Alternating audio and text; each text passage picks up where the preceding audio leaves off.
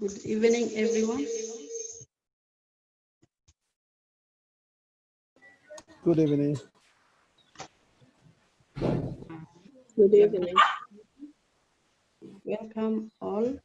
I'm Rebecca. I'm a certified member of a Global Leadership Network.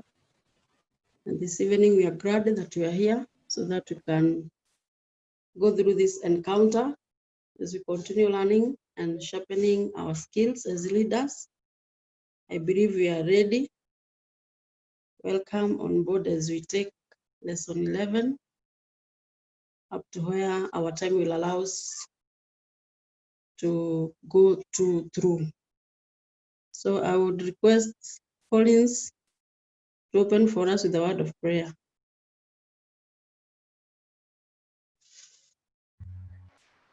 Okay, good. Good evening, everyone. Yeah, thank you. So, without wasting much time, we can have a word of prayer to open. So, let's bow our heads. Dear Father, we come before you this evening. We want to thank you for the gift of life.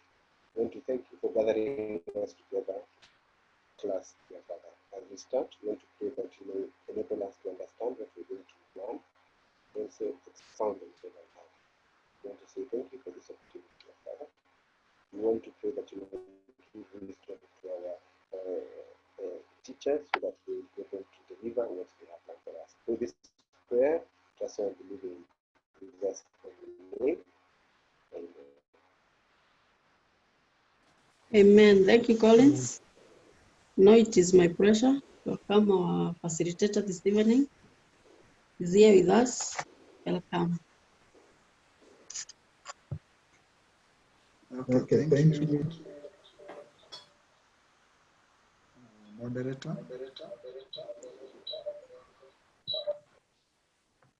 Yeah, how has been your week? Trust you are well. Yeah, I can see, I think more people are still joining, but since we are continuing with the recording, and we also want to be sensitive on time, we'll just kick on and continue from where we left last time. Otherwise, Techno 3 Air, can I give you an opportunity to introduce yourself? Techno.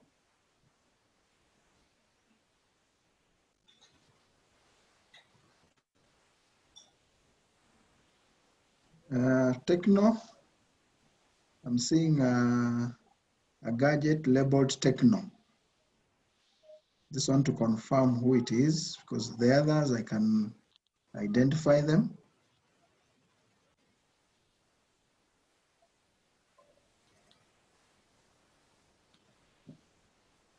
Hello, Techno, can you hear me?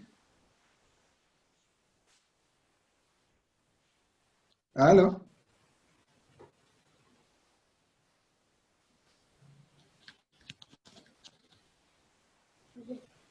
Okay, just want to confirm. I know that sometimes people may enter in the wrong meetings. Just want to be sure.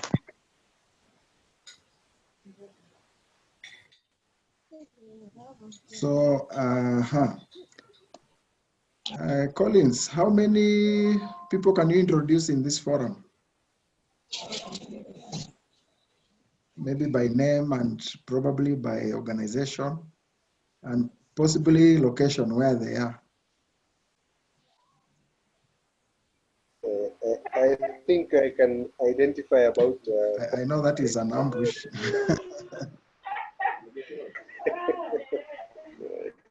I think 4. Well, 3. 3? Yes. Okay. Hi. Hello. Hello. How are you? I am fine. Great to have you. Kindly introduce yourself, please. I am Jonathan Muhigwa from Olem. Okay. Pleasure. Thank you. Okay, welcome. Okay, Collins, 3. You said 3? Yes. Okay, that is You want who me and to who and introduce? who. I have 2 JKs and 1 Rosina. Okay. Those are 3. Okay, thank you, thank you. Anne, how many participants can you introduce, probably by name and maybe by location or profession? Oh my God. Maybe I know we have people from Ghana. I think there are 2. We have one from Congo, or is it Rwanda? And then we have Collins, who is from Umoja, and we have Mrs. Kaindi, and then I don't know where they are from, but I know we have who else? Oh goodness. I think those are the people I can identify. Yeah, thank you, thank you. I think I should give you a clap for that. Is a good attempt. Thank you, Anne. Pastor Rosina, apart from Reverend Kahindi, who else can you introduce by name and probably by location?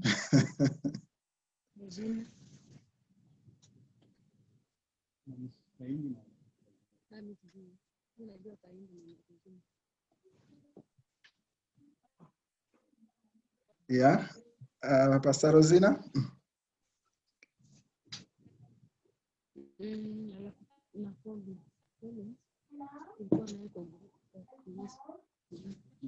Okay, we can't hear you clearly. I think it's a bit low, your voice.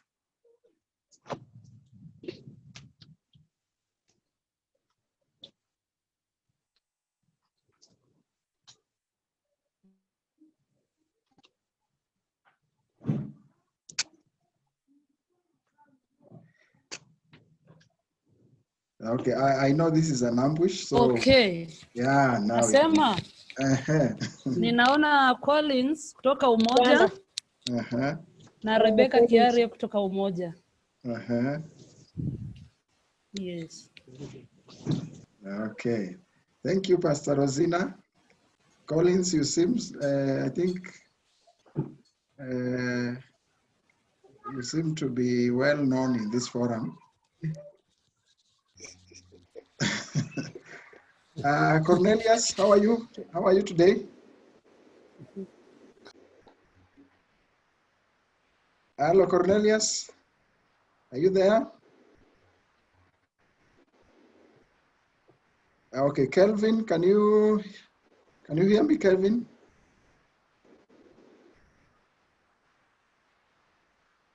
Yes, I can hear you. Great, Cornelius. How are you doing?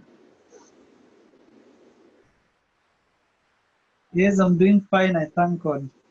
That is good. We thank God also. Good to have you today. How many participants can you identify? Yeah, sorry, last time I could not connect. Okay, okay. It's well, it's well. Okay, I can identify you. I can identify LC from Kayole. I can identify, is it Kevin? Is Kevin in Kayole or something? Okay. Okay, those are the ones I can, but yeah. Okay, okay. Thank you, Kelvin, Cornelius. So I think we'll do another introduction as we continue, and I just to reinforce our that networking aspect, because that is also very important in this forum. I know we have advantages of the online and also some disadvantages. It's our wish that we'll really be able to bond as cohort 4, so that even after this, we are able to still join hands together and probably see where we can be able to be of support and help to each other. Last Sunday, we were celebrating the birthday of our 2 members in Cohort 3. And we had a very nice outing.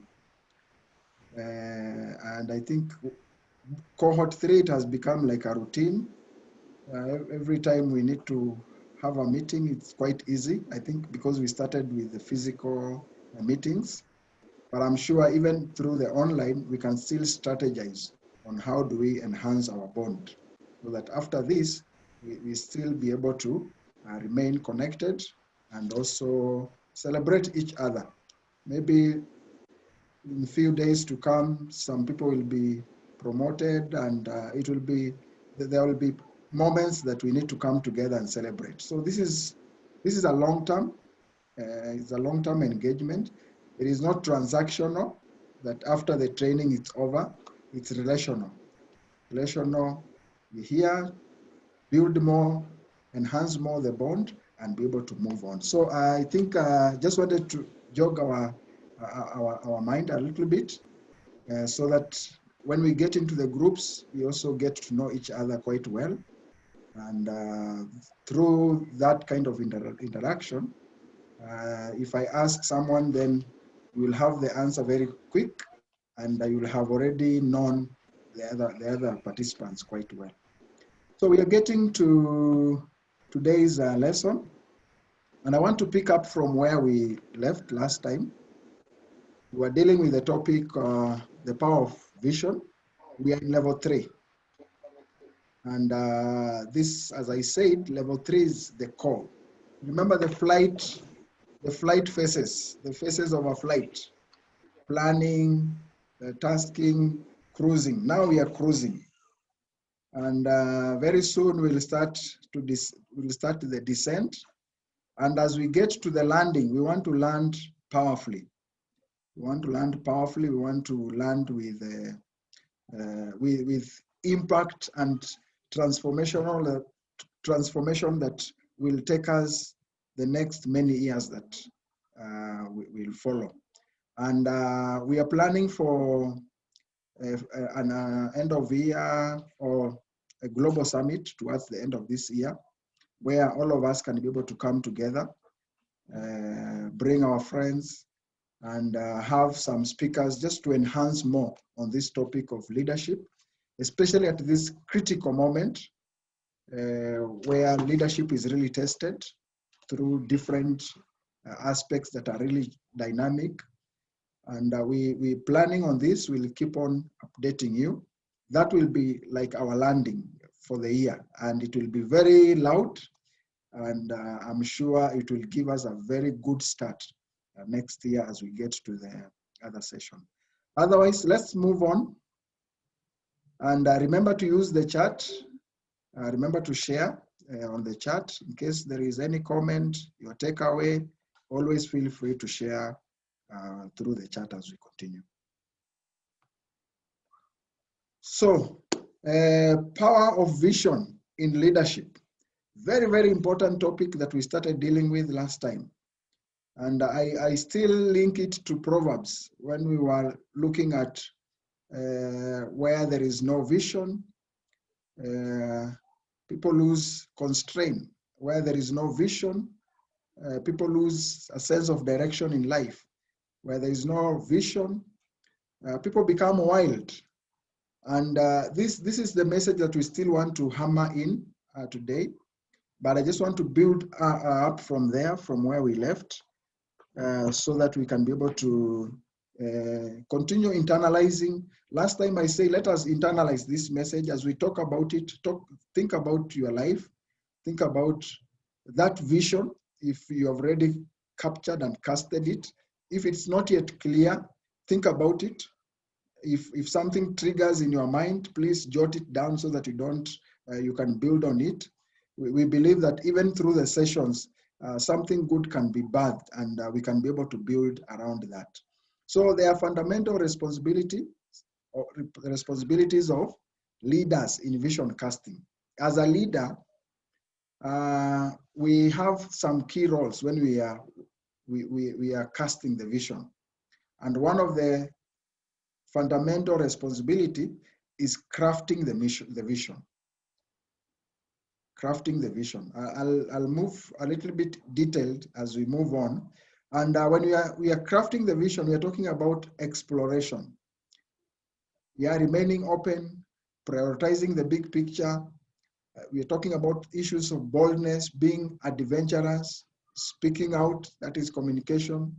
We are talking about testing assumptions, yeah, seeking counsel, exploring implication, the implications. So this is the key role of a leader.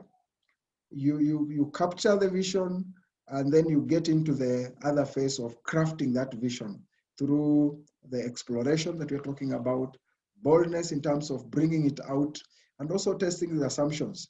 Before you fine tune, you might start with a very broad concept or a broad aspect of the vision, or even you might have a few aspects that you want to address. But as you build on, you realize that you are able to fine tune until you end up having maybe a single statement that defines your life, or defines what you purpose to achieve in life, or what you are living for. The other role or responsibility is building alignment. So after crafting, we go to the second stage, which is building alignment. We are talking about clarity. Yeah, explaining rationale, being able to, in a rational way, be able to expound and bring out the vision, or share out the vision. That clarity, structuring the messages. We are talking about dialogue, exchanging, getting into the perspectives of probably some of the key people that you feel are very key in terms of refining the vision that you are building. We are talking about being receptive, inspirational, being encouraging, being expressive, and also being passionate about that vision that you are building on. And then the other phase will get into championing execution. Now you move into the execution. But all these stages, as much as you are the key person, the other, a team is obviously very critical as you move towards the phases, as you build towards the phase. So when you're getting into championing or executing the vision, this is where you focus on momentum, being driven. We talk about the structure, having a plan, having an in-depth analysis of the vision, and again, feedback, which is very, very important. So these are very important fundamental responsibilities of a leader as we do vision casting. You conceptualize, or you capture the vision, you craft it, you build alignment, see who needs to come where, you build the clarities, you probably engage with stakeholders, identify the stakeholders who can be part and parcel of the vision, and then you also build, you champion execution by having the structures and having the plan, and also building a feedback mechanism. So in brief, I just want to maybe go through the responsibilities. Crafting, we are talking about creating, designing, or shaping. So a vision requires that a leader be imaginative, innovative, creative. A lot of reflection. A lot of reflection takes place when you are building a vision. Yeah, because it's something that is in us. It's something that is there, but needs time for us to be able to connect with it. Open-minded, adventurous, and also be able to explore. Think outside the box. Think beyond available current resources. This is important. When you are building or crafting a vision, it shouldn't be limited by current available resources. And I will get to this one as we move on. I'll be able to expound on this as we continue. So you need to have thinking time. One of the key resource that many people deny themselves of is thinking time. And this is serious, committed, intentional time that I set aside just to think and just to think about my vision, probably even get some days off, be somewhere and just think about these key questions that we normally ask ourselves. Why am I here? What will be the legacy? What am I building? Yeah, so it's so intrinsic, it's so personal.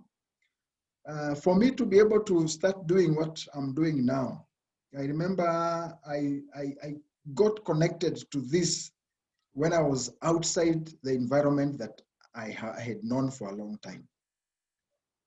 Yeah, I went out for some studies, and when I was there, away from the family, away from friends, it was an environment that I only had more time to be with myself. And I realized thinking time and just taking time to reflect and just be in an environment that allows you to probably disconnect from the familiar is able to usher us to the unexplored part of ourselves. And we are able to bring out that best part of us that is already hidden in us. Helen Keller said, what I'm looking for is not out there, it is in me. Yeah, and I think this is important when you're talking about a vision. What you are looking for, or what I'm looking for, is not out there, it is in me. There is a simple concept I normally use when I'm motivating or encouraging people. I normally say the gold is not out there, the gold is in here. But it depends with where you dig. Yeah, it depends with where you dig. You can move around, and then at the end of the day, you realize, wow, it was always with me. And probably I needed more time to think about it and to learn on how do I dig inside, not just outside. The true treasure, we are always having it. And with this kind of engagements and reflection, we are able to bring it out, and we are able to start that life of impact and transformation, not just a survival mode, but we start making significant change and also bring out value in our lives and the people that are around us. So just some basic steps, but very important. These are very basic steps to vision casting. But I think we normally miss the basics very easily because they look so basic. So sometimes we assume on them and we miss them out. And maybe I can ask, how many of us have their vision written down on paper? That if someone tells you, can you produce your vision, you can be able to produce a write-up of your vision. Just think about it. And maybe we have it, maybe we normally think about it, but now that step of putting it down. And these are some of the steps from brainstorming. You get now to some maybe clear aspect on what you want to pursue or what you want to work towards. Then the first step, we always say, write it down. The act of writing, it reinforces commitment. What is not written, the level of commitment might be much less than what has been put down in writing. So it's always good to have it written down. And sometimes you have opportunities to engage with people. And probably those are the linkages that might help you, but we miss them out if we are not well prepared. So having it written down is very important. If an opportunity emerges, you are able to capture it. Organize your vision into phases. Yeah, ensure clarity in your objectives, must be actionable, attractive, and inspiring. Remember, I've always been referring to the story of the Israelites from Egypt to Canaan. And the promise was the land of their own, flowing with milk and honey. I think that is inspirational. that is convincing, it's compelling, it's attractive. And if you sell that to people, they might trade off and decide to follow you, decide to work with you. So ensure clarity in your objectives and must be actionable, attractive, and inspiring. Number 4, we talk about define a time frame. A vision has a time frame. And what I mean by time frame, if you build on the objectives, they'll have to have some time frame. You might not fulfill the entire vision, you as a person, but you can pass it over based on probably where you have reached, or you can do mentorship and engage, because a vision is always beyond, it's bigger than us. There are visions that were started long time ago, and they are still there many years. And the people who initiated them are no longer there. But the vision is still going on. So time frame is in terms of the objectives that you are working towards. But a vision will be probably continue beyond your lifespan. Link to projected reality. Have a vision that will lead to reality. And this comes very well when you're talking about the objectives. So that is where now the reality has to be. If you're talking about training 100 trainers of leaders per year, we know if we stretch a little bit, we can be able to achieve it. It's not away from too far from reality, and it's not also too easy. There is a balance that we can stretch ourselves and train 100 global leaders per year. And in the next 10 years, we can be able to have probably 10,000 leaders. Yeah. And after the 10 years, we continue reviewing and reviewing as we move on. So that is like an objective, but the overall big picture is that transformation that we are championing. So it requires patience.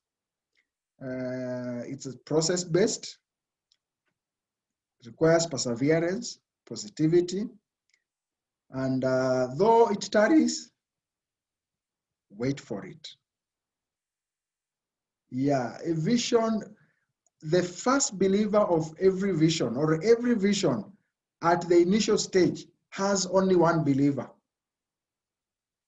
Every vision has one believer at the beginning, and the believer is the initiator. Yes, I look at, let me use this example. If a lady captures a pregnancy, at the very initial stage, you have to explain. It's not visible. So a lady will say, I'm pregnant, and maybe she's some 2-3 days. Nobody sees it. So I labor to explain. She will labor to explain. And some will believe, some maybe may not believe, because nothing is visible. But as she continues, some few months, 5 months, nobody asks. It is there. We can see it. Yeah. So a vision at the initial stage, we try to explain. Some will see, some may not see. Some might believe, some may not believe. But you are the only believer at the initial stage. There's a lot of work to put in at the initial stage. And as you move on, and this is where a lot of perseverance and a lot of patience is required. And also look at it from a phased approach. Look at it from a process approach. It's a process. And I just want to handle the process step by step. And that way we are able to achieve bigger achievements at the end of it all. Work smart, it has to be transformative, and sustainable progress in leadership is a result of a clear vision and a clear plan. So just think about these steps that I've explained, very basics, but very, very important when we are pursuing your vision. Building alignment, I talked about this, the act of gaining the buy-in for your vision. This is critical in moving from imagination to reality. Effective leaders make sure everyone understands what they are supposed to do and why, especially when you're bringing on board stakeholders, people that you want to work with. Let there be clarity on what they are supposed to do, and very important, why. Why? I think why has been very important in this course. We've been talking about why. Why am I undertaking this course? Why am I building this vision? We are just revolving around this question because it's really critical question in terms of becoming purpose-driven leaders. Championing execution. Without champion is a catalyst. It's a catalyst to create an environment that supports the execution of the vision. People may become disengaged, resentful, or lack any fulfillment beyond personal gain. So you as a leader, you are the catalyst, especially at the initial stage, the catalyst to create that environment that supports the execution of the vision. And it's very important also to understand the environment and to understand the people that you're working with. And also to expect that, as I said, some might capture and move with you, some may not capture at the time you expect, but maybe later on they will fall in. When we started with cohort 1, we had only 3 students. And out of 3, 2 of them dropped along the way. Because even for me, it wasn't clear what I was really doing. I was still trying to refine. And when the 2 dropped, I asked myself a lot of questions. I had to do a lot of review and also engage them maybe in one way or another. And luckily I remained with 1, and that was only my wife. So we continued with her. And here we are. Now we are having some bigger forums out there. And I think this is really very important. Sometimes you might think something is wrong, and there is nothing wrong. There is nothing wrong. Probably people have priorities, different priorities. You might want them to join you at this particular time, and maybe they're not for now. They will join you maybe 5 years to come. So that open mind is very, very important, so that you don't stop, and you're also receptive to feedback, but at the same time, you're also very key so that you don't disengage just because of challenges that are obvious, that every visionary leader goes through such kind of challenges.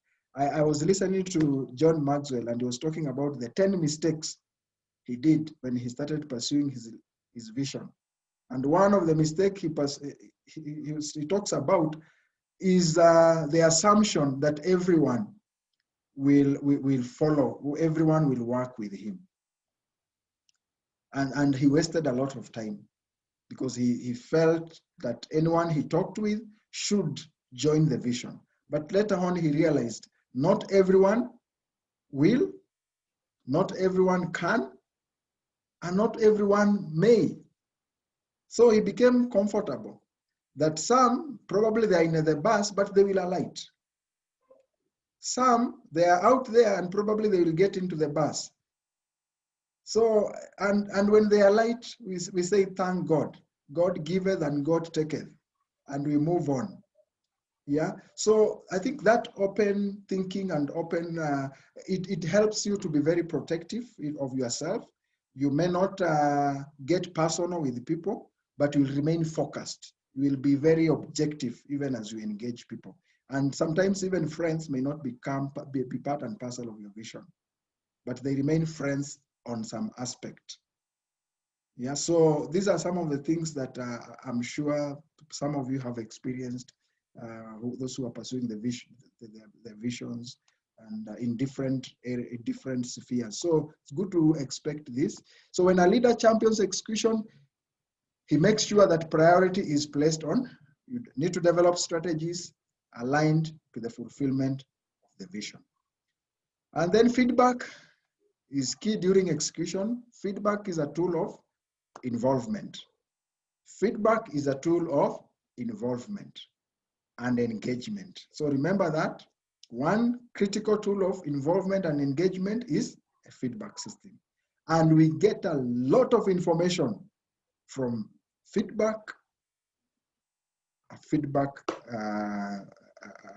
mechanism. So you'll be able to learn so much from this. So feedback often will enable leaders to keep their fingers on the pulse of their leadership domain. You'll be able to be in touch and realize where you need to fine tune here and there. Giving positive feedback is reactive, but giving encouragement is proactive. You need to be inspirational, as we have been talking about, who the key role of leadership or leaders is to be inspirational. The leaders who are able to use praise or encouragement to genuinely transform their groups actually experiences a deeper, heartfelt appreciation for the people they lead. So just remember that as you continue. So those are the three areas that the three responsibilities. The first one, crafting the vision. The second one, building alignment. And then the third one, championing execution. Yeah, so they are there in the manual. You can also take some time on page 61 just to look at that and see some of those other areas that I may not have gone into details, just go through. Now, let me get into the leadership principles on vision. Some leadership principles on vision. We are page 66. Page 66. So number one, that blank space. Vision energizes the mind, will, and emotions. Vision consumes a person, in simple words. Yeah, you talk about it until you believe it yourself, until people start believing you, until they realize this, we cannot separate this person with the vision that he's pursuing. It's so immersed in you. It has consumed you. It has consumed your thinking, your will, your willpower to pursue it. And even when you are talking about it, you are so passionate to the extent of probably displaying some emotion. So vision is an inspiring picture of the future, as we talked from the beginning, that energizes the mind, will, and emotions, empowering one to do everything possible to achieve it. So it energizes the mind, will, and emotion. Second, lack of vision is worse than being blind. Helen Keller was blind. She was deaf, but she was one of the key renowned authors in the US. And when she was asked this question, what is the worst thing that can happen to a person? She said the only thing worse than being blind is having sight, but no vision. This is a blind person speaking. She experienced being blind, but even with the experience of being blind, she felt that the only thing that is worse than being blind is having sight, but no vision. So lack of vision is worse than being blind. That emphasizes the critical importance of the vision. Vision gives hope. Without vision, sight has no hope. Without vision, sight has no hope. Sight sees what is there, but vision sees what could be, what can be. It sees the possibility. And therefore, it sees the land flowing with milk and honey. As much as the sight will see the wilderness and the challenges that are there. So vision gives hope. Number four, without vision, the people perish. This one, Proverbs 29:18, is very critical. We've been talking about this. Where there is no vision, the people perish. Where there is no revelation, people cast off restraint. Without prophetic vision, people abandon restraint. If you want to restrain yourself and restrain the people around you, then there has to be a sense of direction. And that sense of direction is what you're talking about, a vision, the that guides your life. So vision is the source of inspiration and motivation. The source of inspiration and motivation. If you sit close to a visionary leader, you will be inspired. You will not be drained. Actually, you will be like feeling you want more time with that leader. It's so inspirational.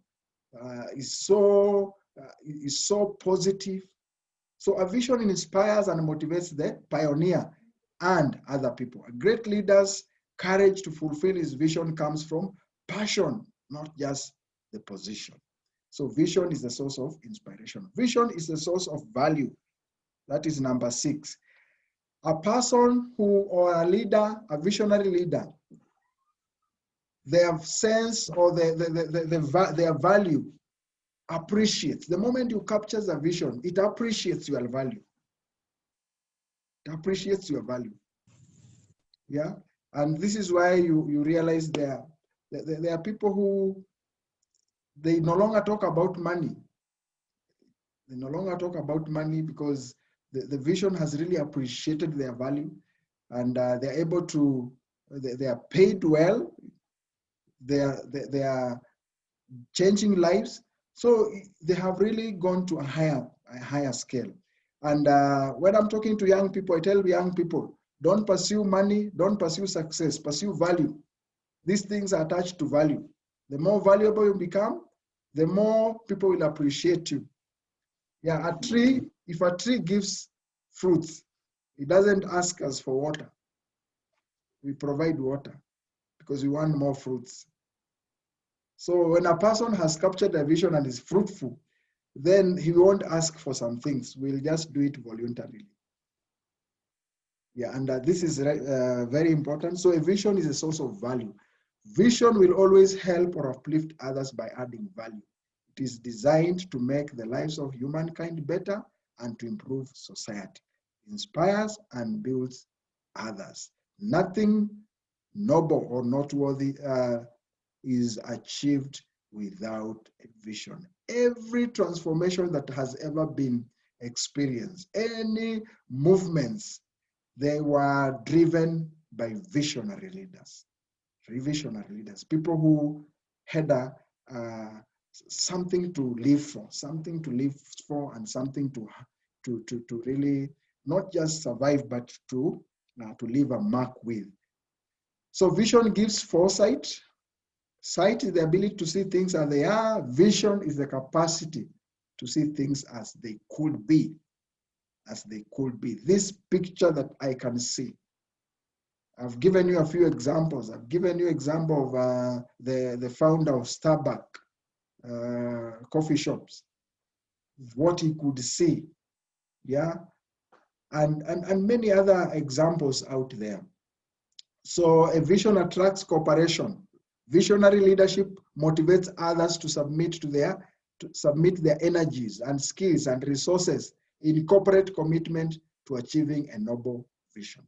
If you capture a clear, true vision that is there to build humankind or to bring value to people, then people will, it becomes a linkage for connecting people to be able to work with you or to support you, to submit their energies and their strategies in pursuit of that vision. So vision makes activities meaningful.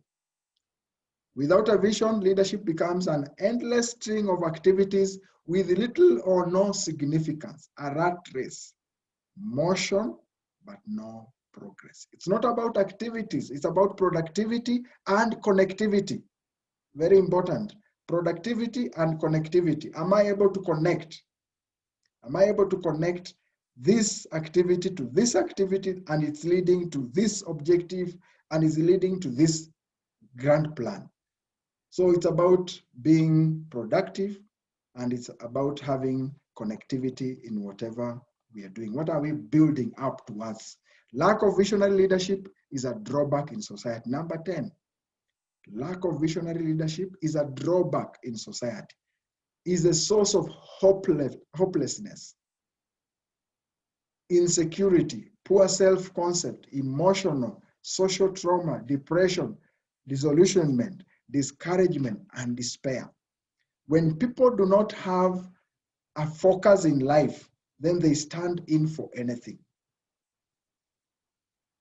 And this is a drawback. If leaders lose a vision, last time I said, then we start falling for personalities, for personal engagements. We become so personal because there is nothing big that we are seeing where we are leading people towards. But if you are focused on a vision, it will be objective discussion. It will be all about, this is our vision and this is where we want to take the people. This is what we want to achieve. So leadership translates vision to reality. Warren Bennis, he said that leadership is the capacity to translate vision into reality. So leadership is not about title, as we have been saying from the beginning, but that capacity to translate the vision into reality. That is number 11. And finally, number 12, vision leads the leader. So you birth it, and then when you birth it, or when you capture it, when you craft it, when you build alignment, when you execute it, then it becomes your leader. It guides the leader. It guides you until you leave it and you pass the baton to another person, and who continues with it, continues running with that vision. So I think this is really important, just to reflect more. I know these are some of these statements and concepts we are sharing here. They need a lot of reflection. So that's why we always encourage you, please get time to reflect on what we have shared so that you can just internalize more as you continue. Now, there are 5 implications of a vision. When you capture a vision, what happens? Vision contrasts present reality with future expectation. We are in a land of slavery, a land which does not belong to us. And then someone comes and tells you, I'm going to lead you to your own land, flowing with milk and honey, something probably you don't enjoy. You don't have it where you are currently. So this is a contradiction.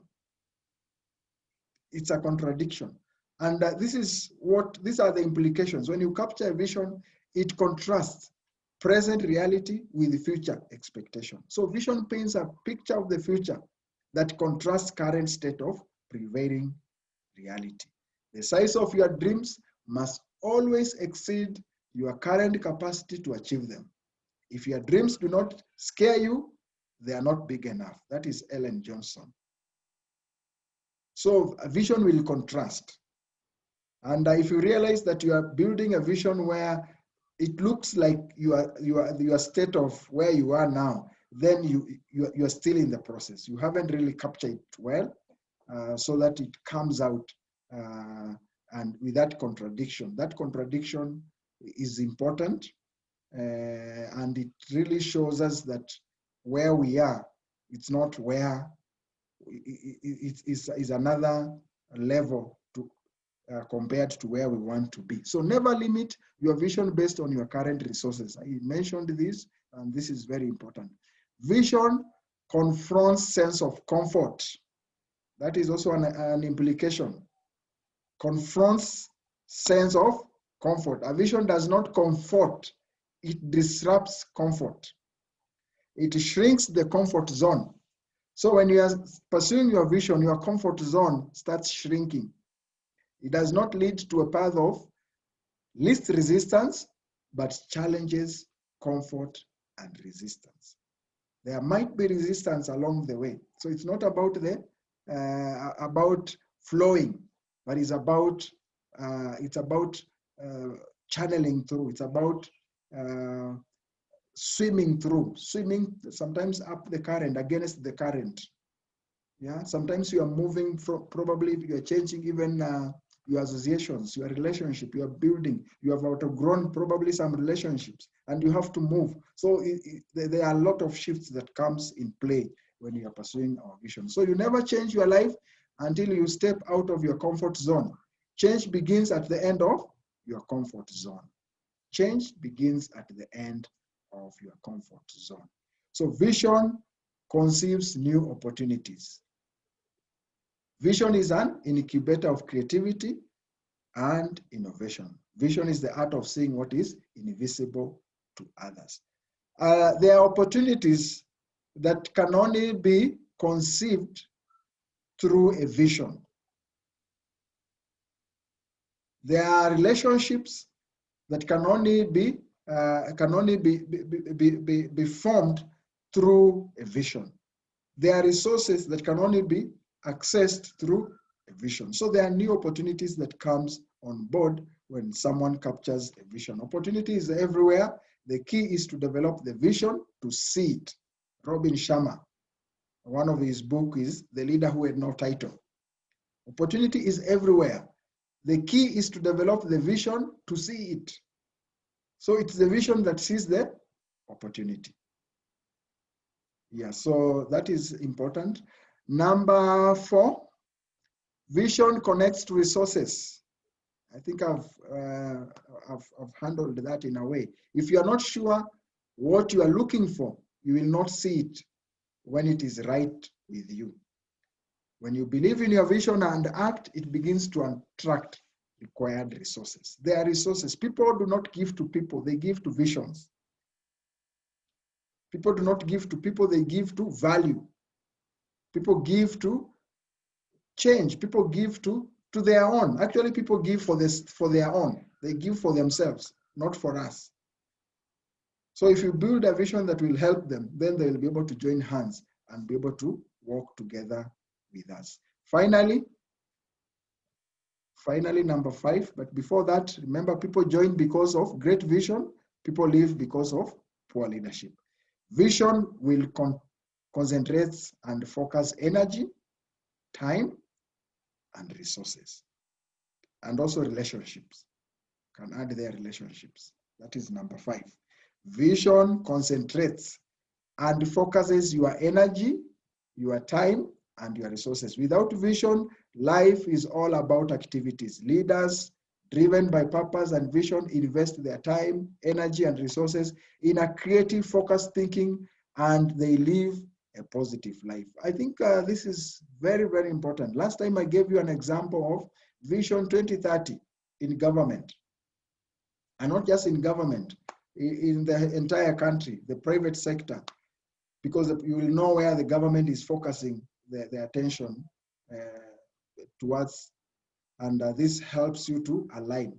So when Vision 2030 was crafted, then all the energies, the focus, the resources, they were all channeled towards that vision. If you come up with a project, the first question you are asked is, what is the connection between your project and the Vision 2030? If it's aligned, then you can be financed. If there are no linkages, then there is no finances. So vision will concentrate your energy. You will start living, as I said last time, a simple life. For this one thing I'm pursuing in life, and this one thing I'm investing in, this one thing I'm investing my energy, my resources. If I get a shilling, I know where it goes. For us, when we started pursuing this leadership, we had to restructure a lot. Some of the things we dropped, some we adopted, because now it's about focusing. It's about focusing so that we can be of value, and also we can be able to give value to the people that we are equipping. And we want to be really good in what we are doing so that it makes a difference and it makes a change to the people that we are dealing with. A leader has the vision and conviction that a dream can be achieved. He inspires the power and energy to get it done. So just remember some of those implications that I've mentioned. Those are very important as we pursue your vision. And as we come close to the end of this session, we'll talk about some enablers of vision. How do you, as you execute your vision, what are some of the important enablers? Those aspects or those areas or issues that you need to focus your attention on so that you can be able to achieve your vision. Number 1, we talk about focus. talk about focus.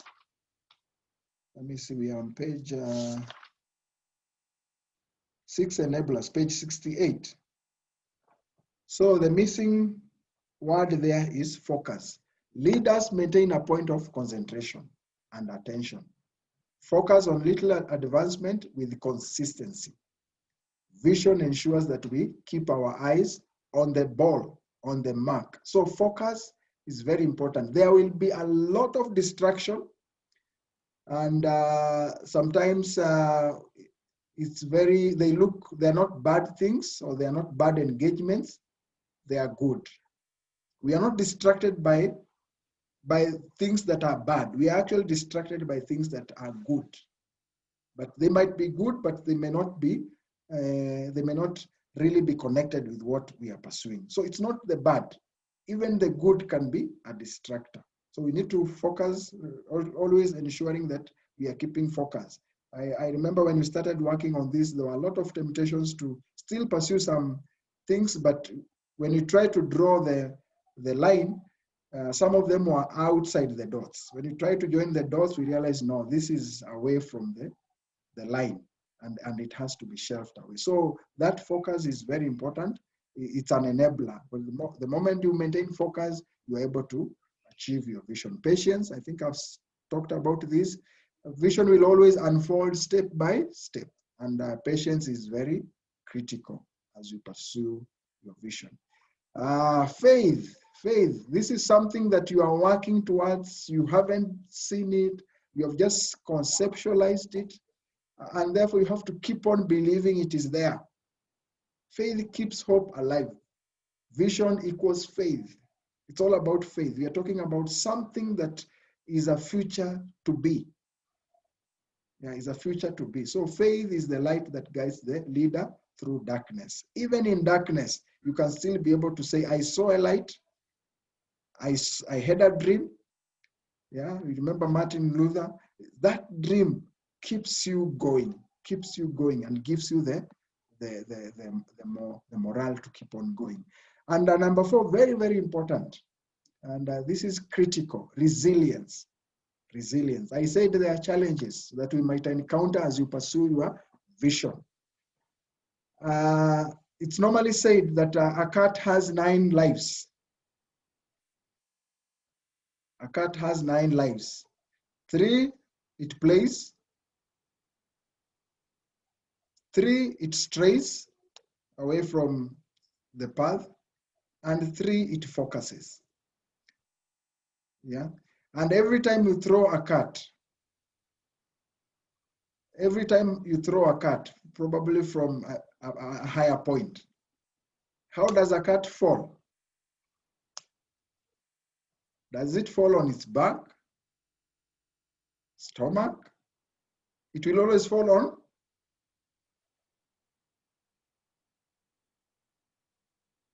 Yeah, I think we can do that experiment. It will just roll and be on its feet. And quickly stand and run away. So resilience is that aspect of, even if you fail forward. You fail standing. Yeah, that elasticity, comeback power, bouncing back ability. Yeah, we talk about the light that we are having here, the Thomas Edison. Failure, almost 1,000 failures, but you still fall forward with results. Yeah, so vision demands endurance. It's not those who are swift, but those who endure, those who are consistency, that will be able to succeed. So resilience is critical. It's critical when we are pursuing vision. Number 6 is positivity. Much of what we see in the world is a reflection of how we feel and how we feel inside.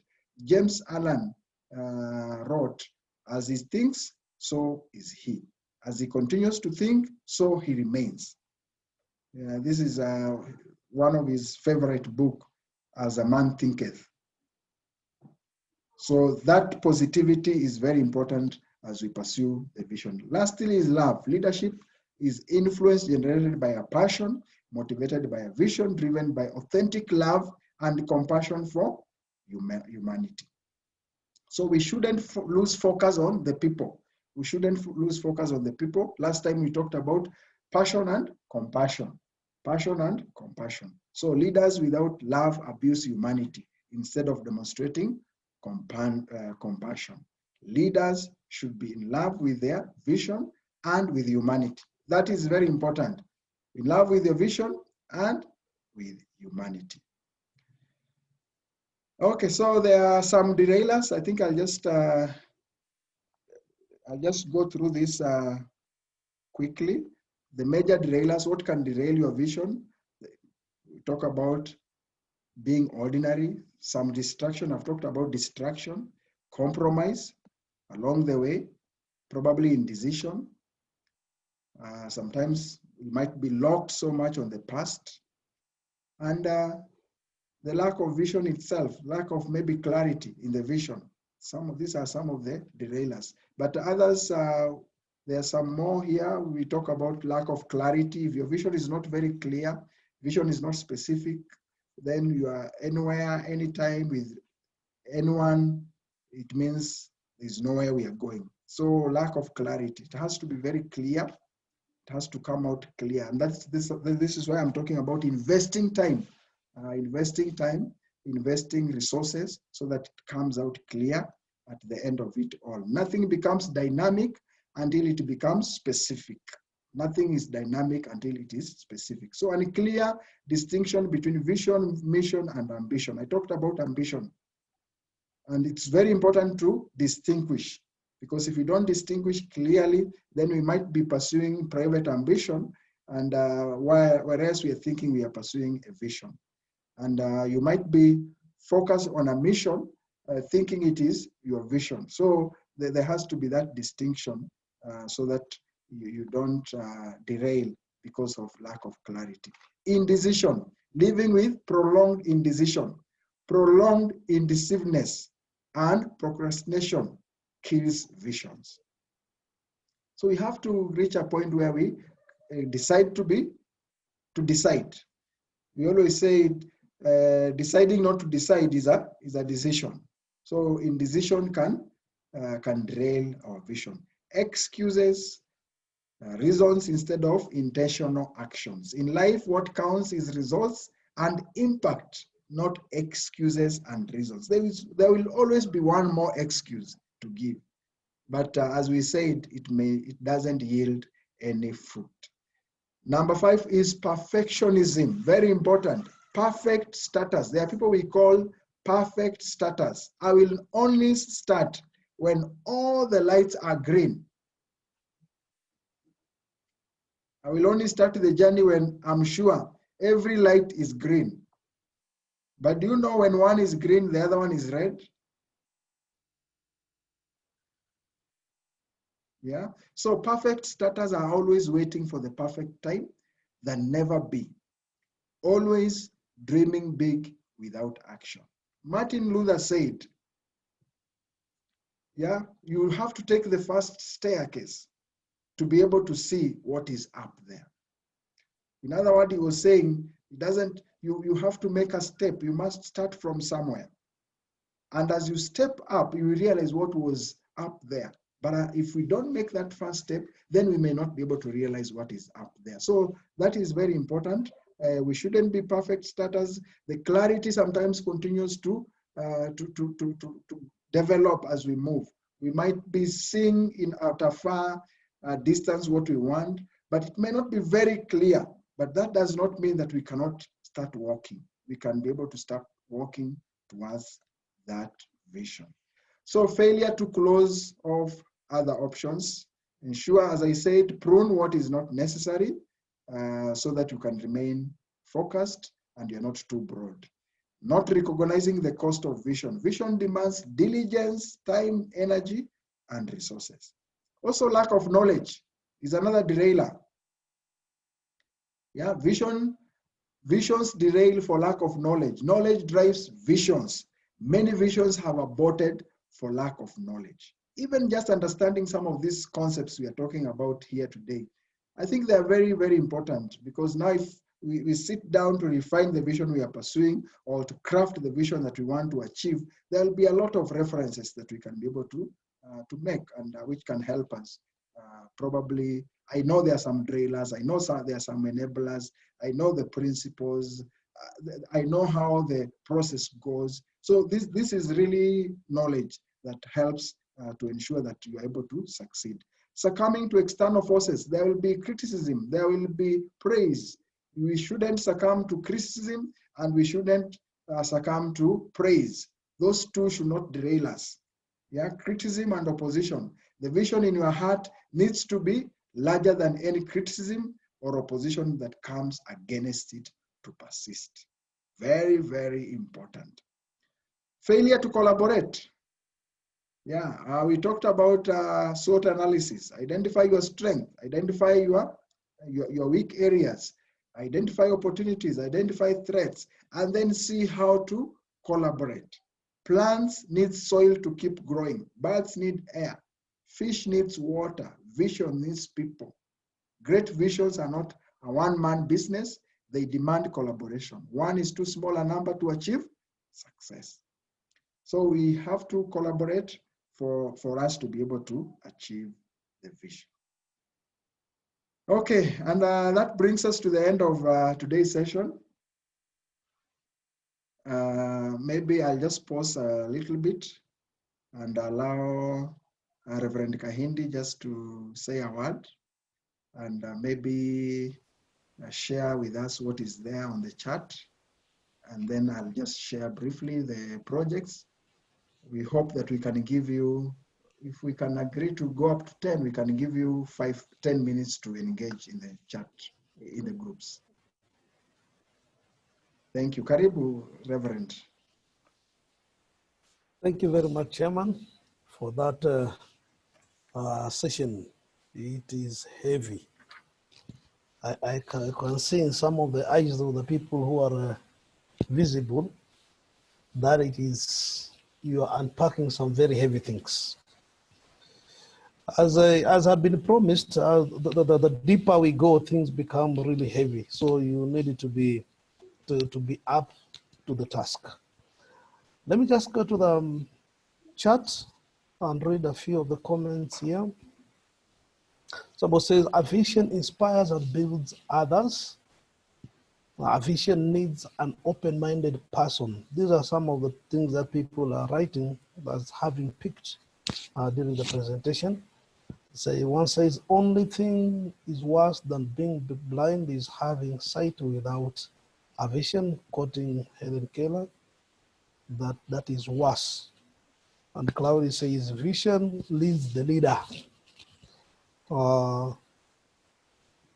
Then let's see here Jonathan repeats the same thing here. They say, without vision, there is only motion, no progress. So it's just activity, but no productivity. Vision says things straight. And people don't give to people. They give to vision and value. So if you are looking for people to join you in whatever you are doing, you need to have a clear vision. You need to show that you are giving value. And then lastly, somebody says, leadership without vision is mediocrity. It's mediocrity. That's how important vision is. Those are the comments that leaders have put on the chat. Thank you very much. Thank you very much. You may pick on from there, Chairman. Okay. So thank you, Reverend Kahindi. Now, this course has a number of stages. One is the coursework, what we are doing. Two is the book review that we are already engaging in. And thirdly, we need to have a group project. A group project. And I want to present what is expected from the group project. And then after that, we'll give you just some few minutes to your groups. We may not discuss much because of time, but just to know each other. The groups that we are going to form today will remain static until the end. So the group that will fall in today, you will be in that group until the end of the course. So we'll be working together in that group towards this group project. And as you work towards the group project, also think about your own personal project. And the project here, we are talking about a vision that you can, that you are crafting or refining, or that you want to pursue. So in brief, I'll share briefly, and I will continue sharing this even in the next sessions. So what is expected? Project proposal, the basic structure. We are talking about a problem or an opportunity in society that we feel with the skills, with the knowledge, with the gift mix, we can be able to offer a solution. So a problem or an opportunity. And this problem and opportunity will be structured in terms of probably a background. We need to do a brief background. You might not be the first one to venture in that area. So you may need to do a little bit of reading on what others have undertaken in that area. So a brief historical background about that problem that you want to achieve, with the focus of your strength or your the skill or the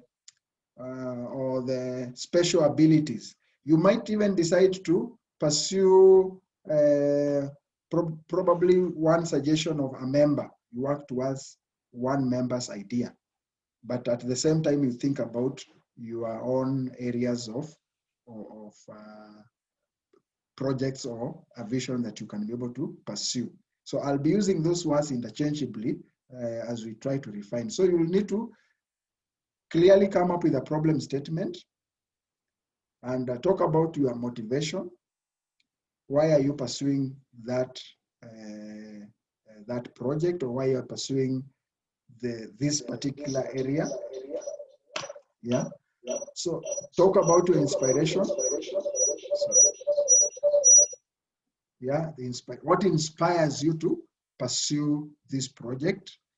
So motivation, inspiration, and inspiration. And then objectives. And every objective has to be addressed. So if you have 3 objectives, then when we get into the body of your project, we'll see how you are going to achieve or undertake every objective that you have mentioned.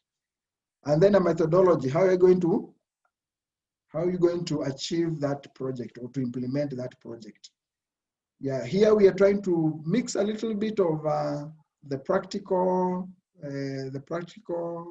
aspect, and also maybe a little bit of theoretical aspect.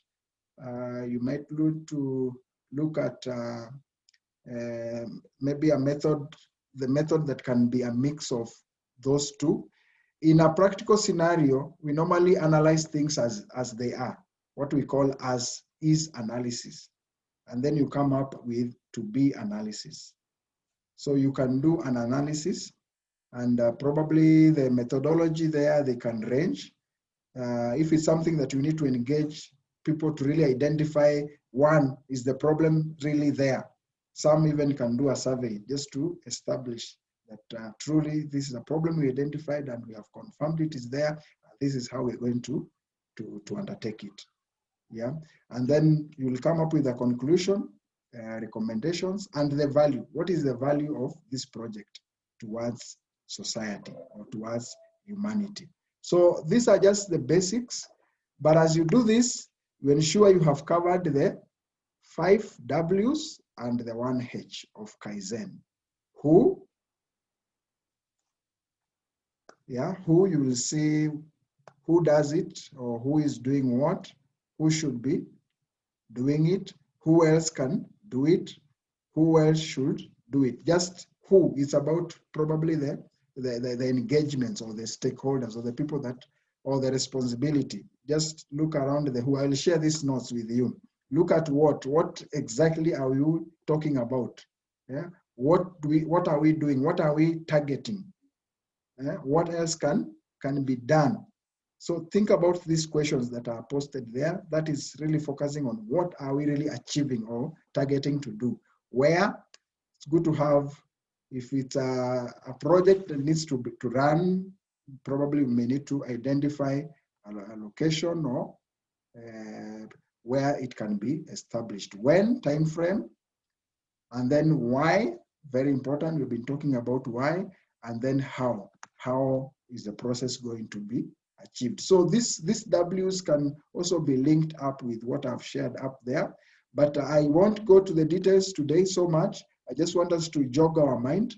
The most important thing that we expect from you is just to first identify what you want to achieve or the project that you want to undertake.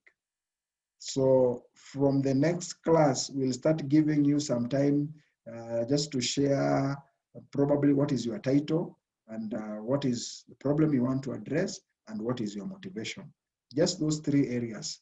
So this means that we may need to start engaging in groups so that we can be prepared when we need to do some presentation in class. Yeah, so these 2 slides, I will post them in the group just to help you with some more enhanced discussion so that you can be able to prepare yourself. Now, it's 1:45. It's 1:45. I'm seeing we have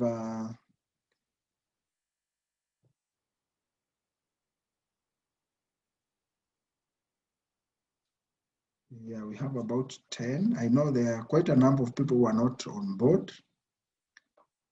So, Reverend Kahindi, how do we proceed? Let's have groups for the ones who are there. And then we shall engage the others, and we shall add into the groups or form another group, depending on how many there are. Okay. Okay, so let me just create the groups. You see, we won't have many groups.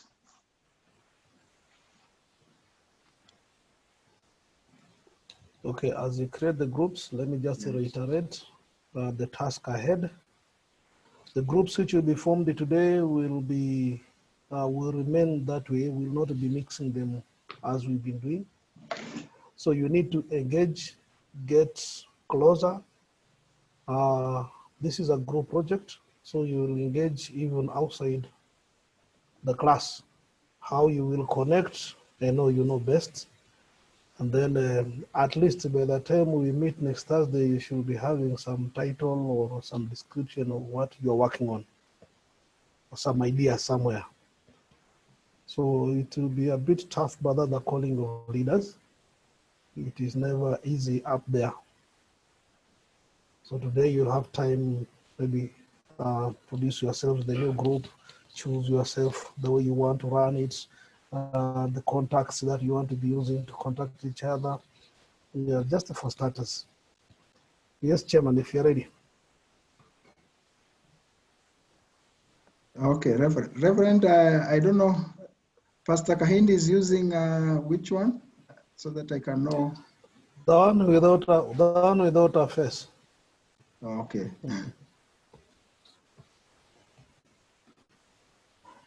Okay, so let's get into our groups for about 10 minutes. We discuss those issues and then we'll get back.